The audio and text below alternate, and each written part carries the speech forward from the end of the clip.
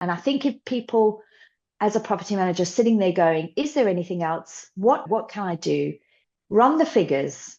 And if it looks like something that you would like to do, then start the research process. So find out about all of the different company structures and what that looks like.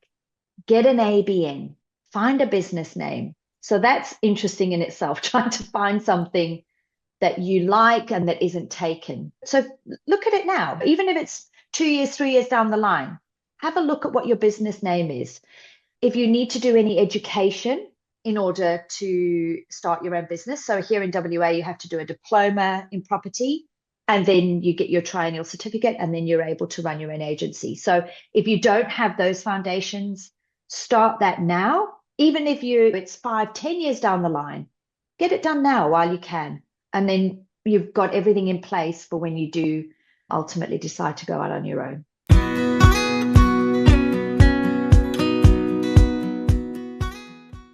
Welcome back to the podcast. Thank you so much for being here. And today we're diving into a topic that I talk about a lot, honestly, and that is the truth of going out on your own in property management.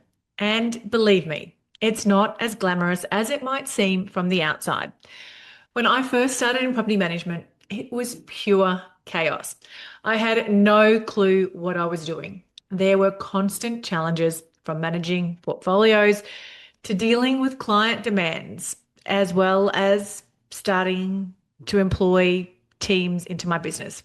I made mistake after mistake, especially with the paperwork, and learned a lot of hard lessons along the way. It felt like I was often drowning in work and I was always one step behind. But somehow I managed to keep going and keep the business going as well. Through all the setbacks, I discovered the power of systems, strategy, and mindset. And these things ultimately helped me turn things around. Then that property mum was born, starting something new again. But it was especially the fear of putting myself out there online that was terrifying.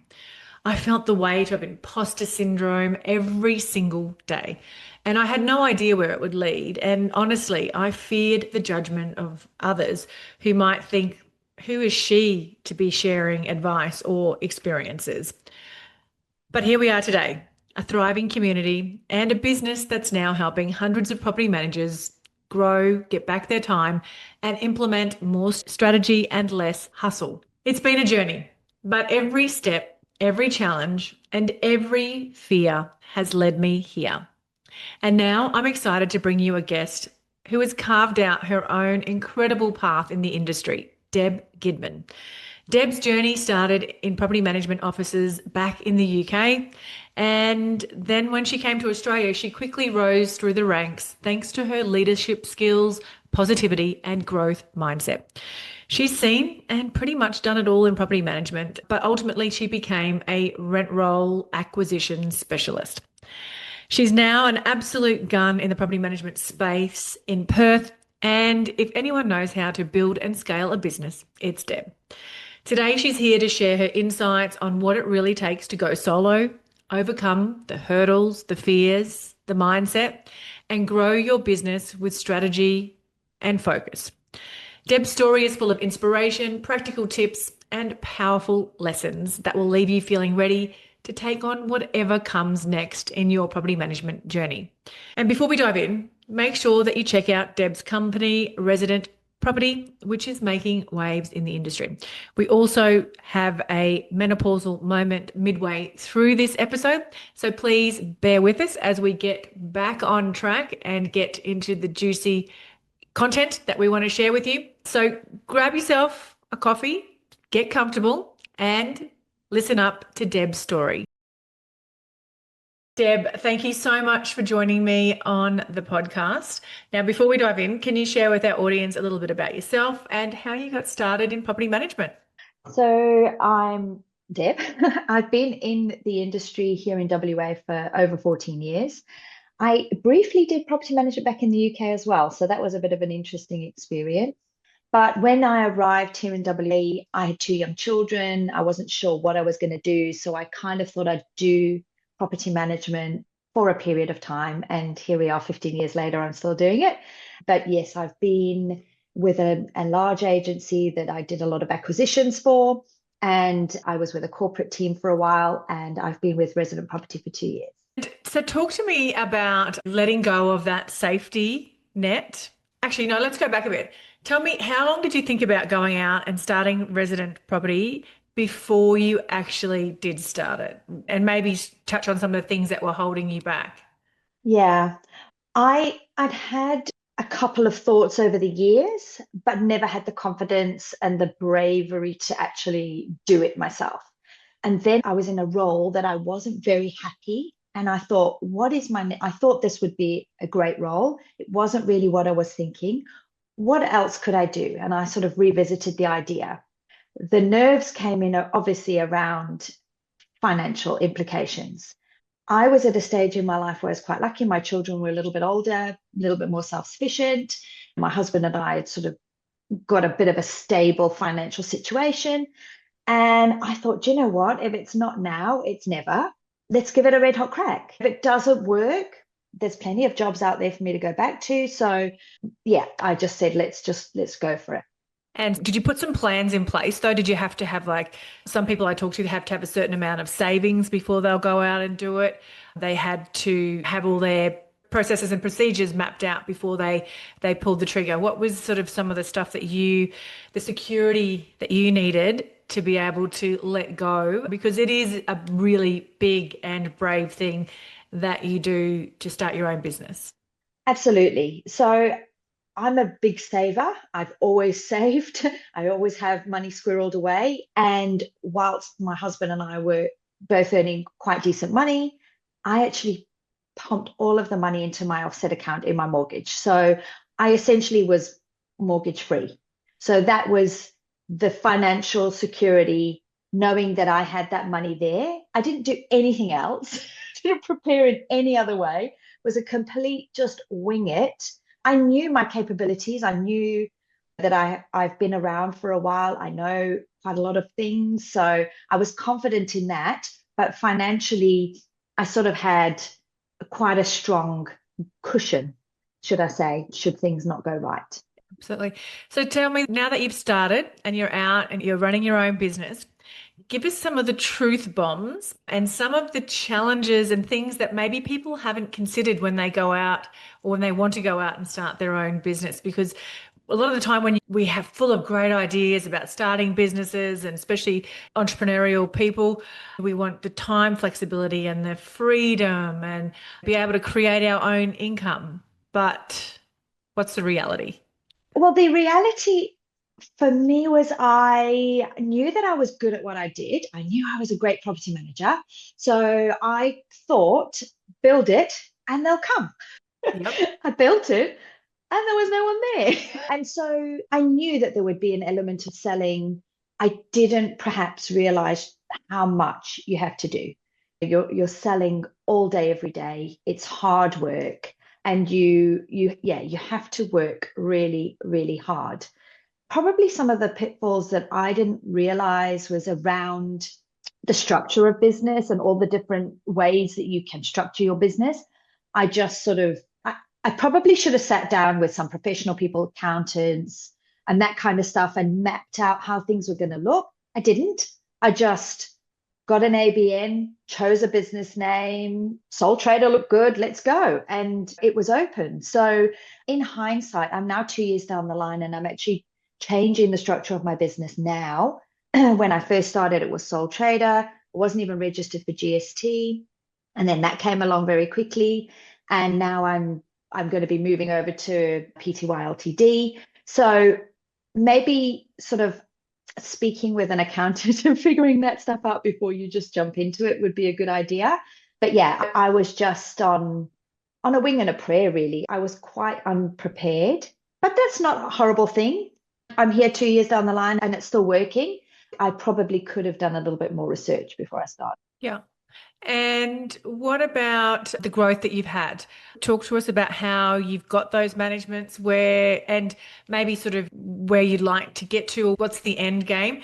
Now that you're 2 years in, I think starting is better than procrastinating and perfection. So well done, because so many of us sit on things and ideas and either don't ever get to them or we just keep putting it off, putting it off, putting it off. And I can hold my hand up for that one. I'm right there with you.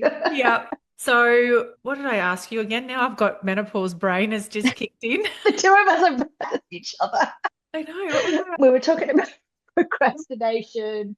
I asked you a question and then I kept talking. Can we just do a menopause podcast instead? Yeah, I know. Brain fog is real, people. I am not coping with brain fog at the moment. I cannot get through a checklist or a task or a to-do list at the moment. So I think I was asking you about, well, I've got a question written down in case I have these moments. So I'll ask you Right. that question. Yes.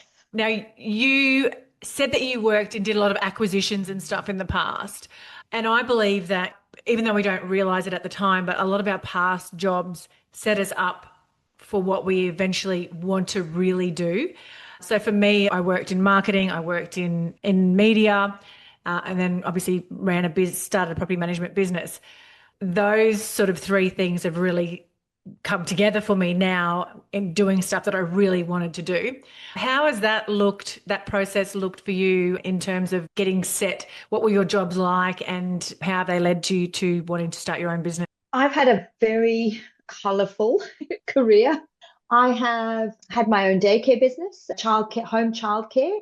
So while my kids were little, I looked after other children and I was a nanny previously. So I love children, so that probably serves me really well in property management. But like I said previously, I've done property management in the UK. My husband and I ran pubs in the UK. I've done a lot of different things. And I've also lived in South Africa, the UK, here. And I think experiencing different cultures and different people also gives me extra layers. So I felt prepared to start my own business. There's a lot of different hats that you have to wear. So you're absolutely right. Your prior history definitely feeds into and helps you in business.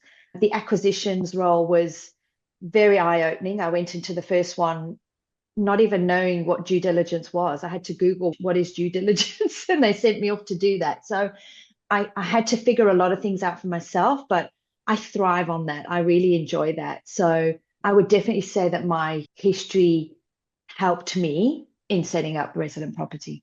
Amazing. And I've just remembered the previous question I asked I you. remember it as well. That was around the growth. Yeah.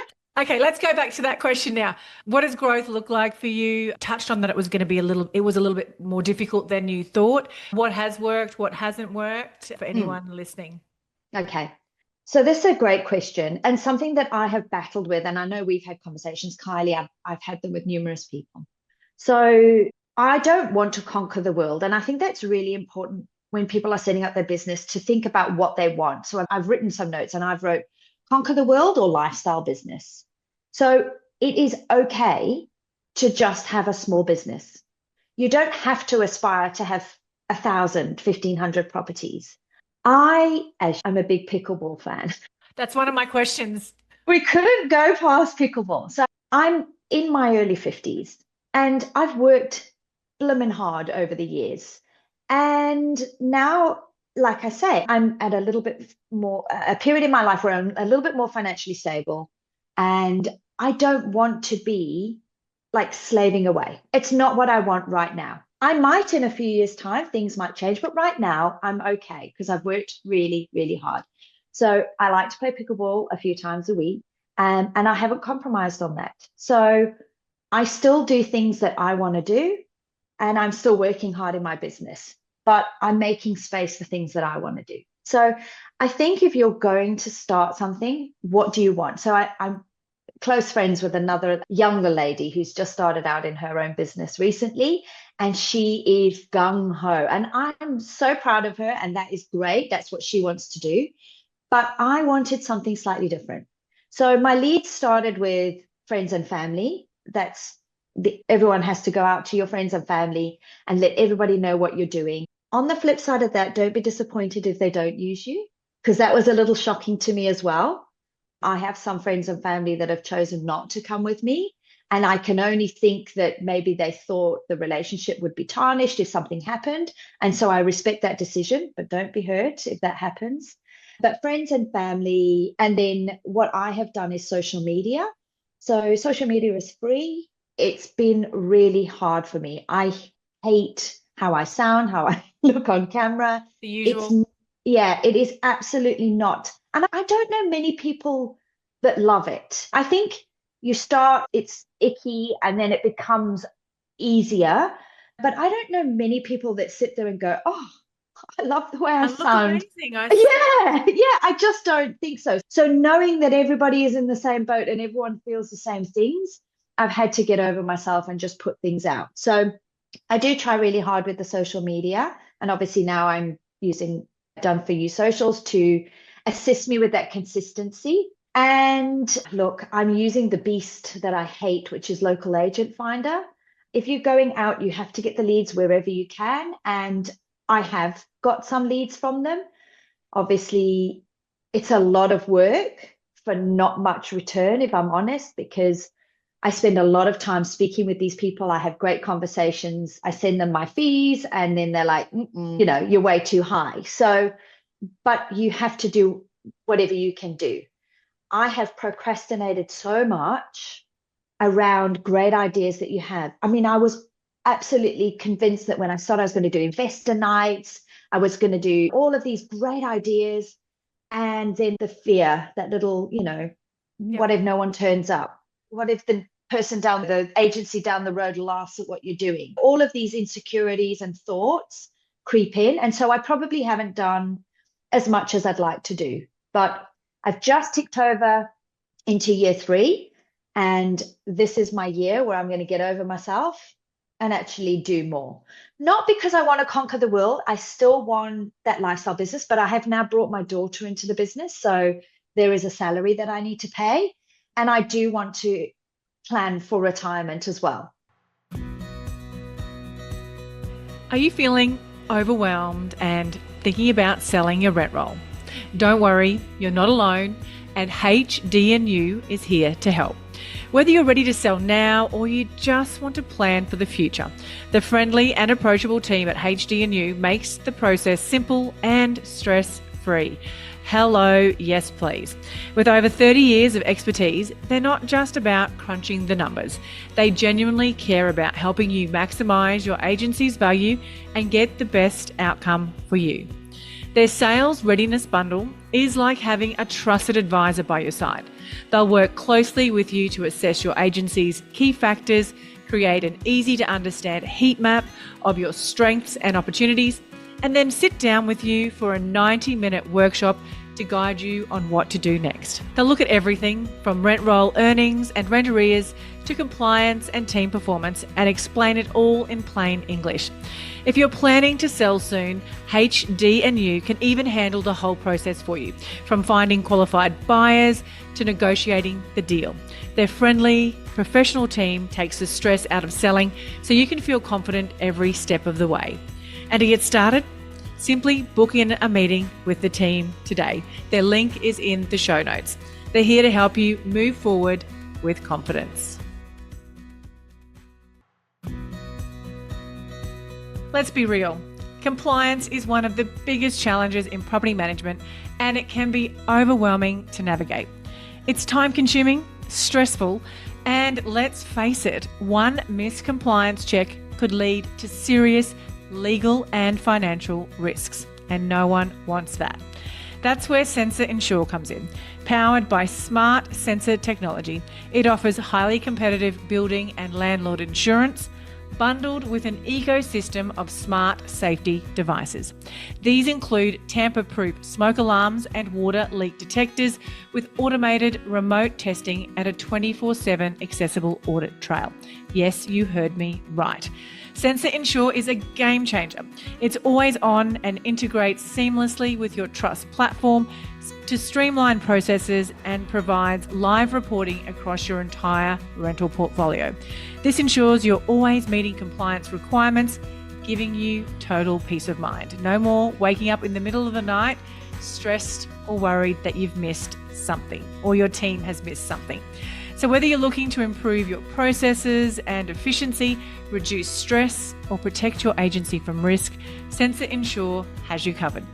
You really should see how it works. I totally encourage you to book in a free demo today by heading to sensorglobal.com or the show notes to learn more about their solutions and how they can transform your compliance game.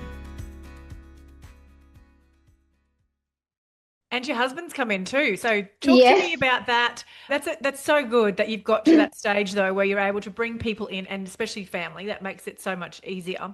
And you're creating something for your whole family to be involved in, and potentially an exit strategy if your daughter takes over the business. Really smart, Deb. But I guess there's challenges that come with working with family. I've worked with my family for the last couple of years. And I actually for the last decade, and I now have an ex-husband. And so, please don't go that way. Don't take any of my advice on this one. Yeah. But yeah, share with us a little bit about how that's working, and any advice around working with family. So my daughter finished high school and didn't really know what she wanted to do and fell into property management, as so many property managers do.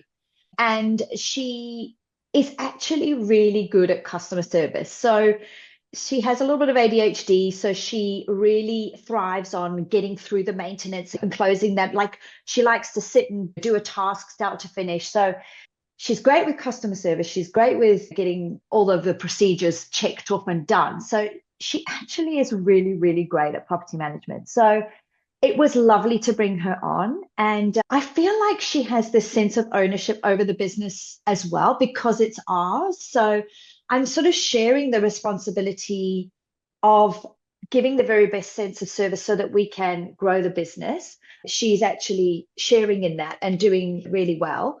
My husband is another situation. So he's an engineer but decided that he absolutely didn't want to do that anymore, and has been doing care work for the last year or so. But he's got a lot of free time on his hands. And so I said to him, well, it would make sense for you to do the course. He is he's a lovely, lovely man who can talk to anybody. So I kind of see him going into sales, but he's just finishing his course. He comes to home opens with me. He does some inspections for me, the sort of people side of things. That's where his forte is. So we're leaning into that. And it's lovely. It's lovely. We're all wearing our resident property T-shirts and out and about in the community. And it's nice. It feels really good. Keris and I have not had any altercations yet, so we'll see how that goes. It does feel like a mum-daughter relationship, but it also feels like an employer-employee relationship at the same time, if that makes sense. She doesn't get defensive if I'm asking her how things are going. And that was another thing. It was really hard to let go and hand that over to her. Like, things got more stressful before they got better, because I'd just been holding on to everything for so long. And then I was like, oh, but how's it going with this one? And did that person say that? And oh, you remembered that he liked to be called this, and all of the stuff that's in your brain. But she's really taken the bull by the horns now, and she's running with it, which is great. And has it allowed you to have more time for pickleball? Yes. That's good. That's good. I'm actually giving up a pickleball session to be with you this morning, Kylie. So I feel so honored. Thank you so much. That is absolutely amazing. So I guess if you wanted to give somebody that was wanting to start up, what would be the best advice that you would give them right now? I bet there are a lot of, so I, like I say, have been in property management for so many years. And I was quite high up in the company that I was at, but I never looked at the financials. I never ran the figures on what managing 10 properties, managing 100 properties, what that looked like. And I think if a lot of property managers actually sat down and ran the figures, that they would be pleasantly surprised. And so that would be my piece of advice to property managers who are thinking, is there more? Can I do more? If you have an inkling that you would like to start on your own, go and run the figures. And yes, it is tough to start, but if you put your everything into it and you really go for it, you will be really, really glad that you did it. It's so nice to be just responsible for what you do. So what you put in, you get out. One of the kickstarts for me to be in my own business was, and no disrespect, I'm not man bashing. I really don't want to, but a lot of the time in property management, it's the ladies that are the property managers that are doing the slog, and the men are the senior people. And I just was a little bit tired of working for men. And I was sort of that balance between the upper levels and the lower levels. And I just saw how hard these property managers were working. And I got a little bit frustrated with the men at the top. So that was my sort of real kickstart to go out and do it on my own. And I think if people, as a property manager, sitting there going, is there anything else? What can I do? Run the figures.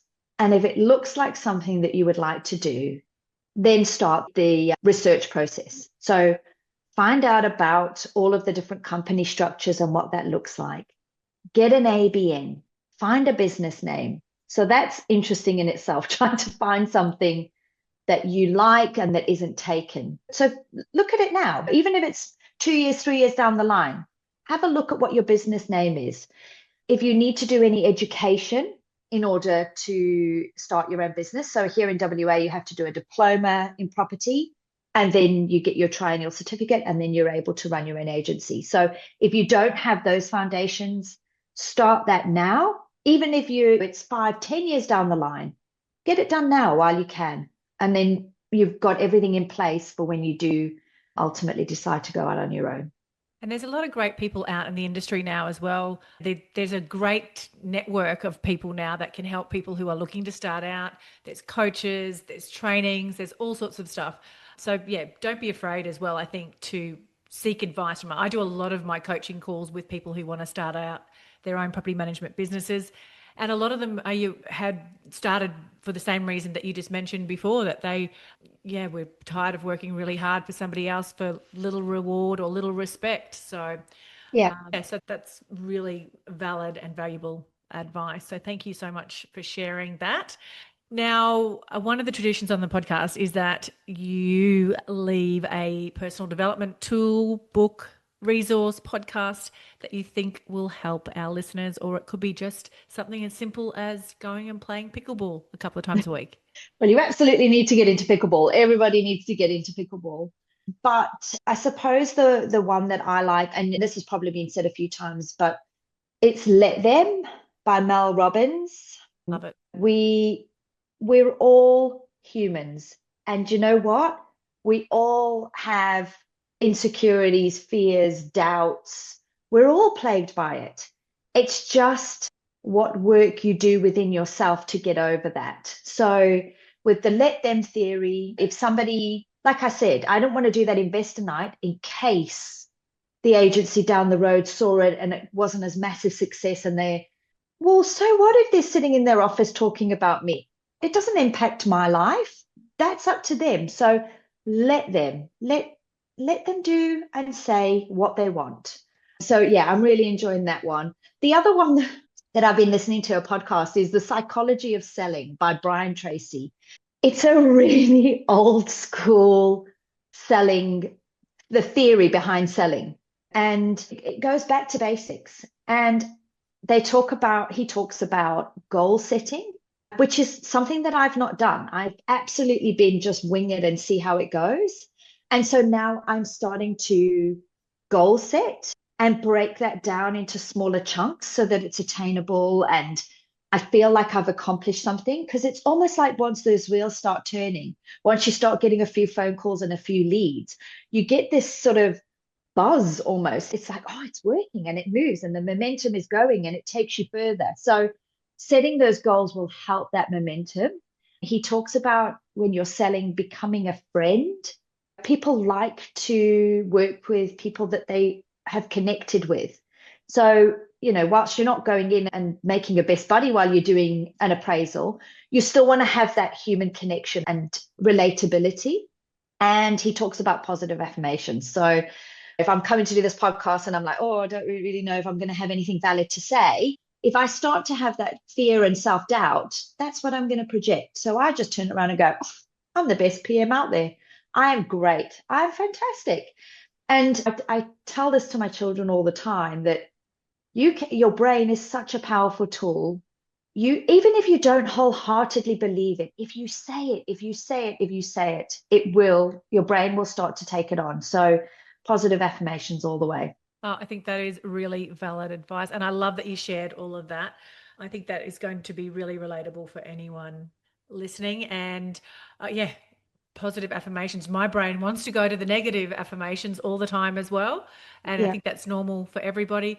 And it's really a conscious thing. Once you start actually listening in and tuning into your brain and what it says and what it does, it's if you can turn all that negative stuff, dial it right down, you're still going to have it. You're never going to Yeah. not have it because we are human beings.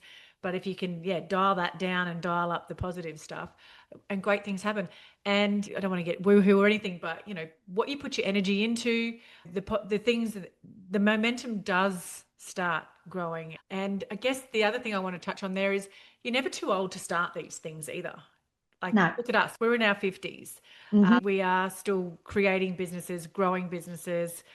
We're learning, we're putting ourselves out there to learn and read books and grow. Absolutely. Absolutely.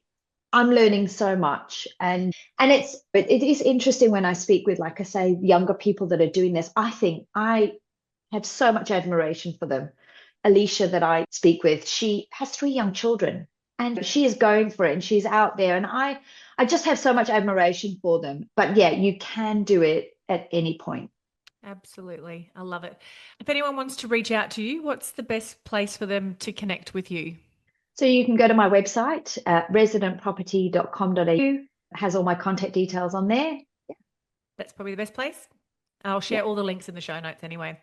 Deb, I will let you go. Thank you so much for joining me. Enjoy your next round of pickleball. Thank you very much. Thanks, Kylie. If you're ready to be a super organised, focused and productive property manager, buckle up because Colmio is about to revolutionise the way that you work.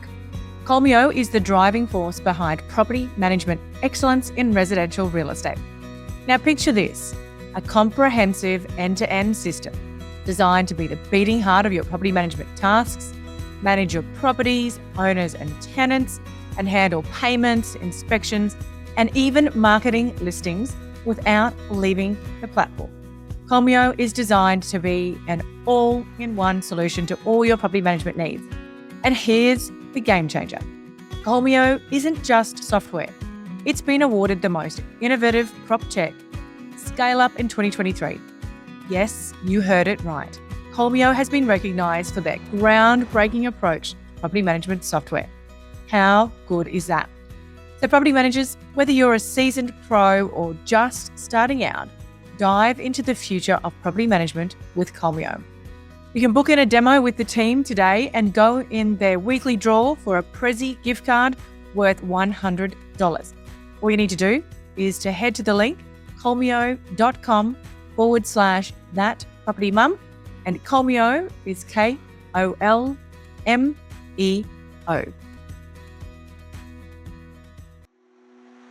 Can I ask you a quick favour before you leave this episode? Now, we all know how important reviews are for businesses these days, and mine is no different. If you could spare just a minute to follow, rate and review this podcast, it would mean a lot to me. In fact, what would get me super excited is if you share this podcast with someone in the industry who you think might need to hear some of the episodes right now. And if you'd like to find out more about working with me or any of the products I have to help you start, grow or scale your property management business, head to my website, thatpropertymum.com.au, or check out the links in the show notes.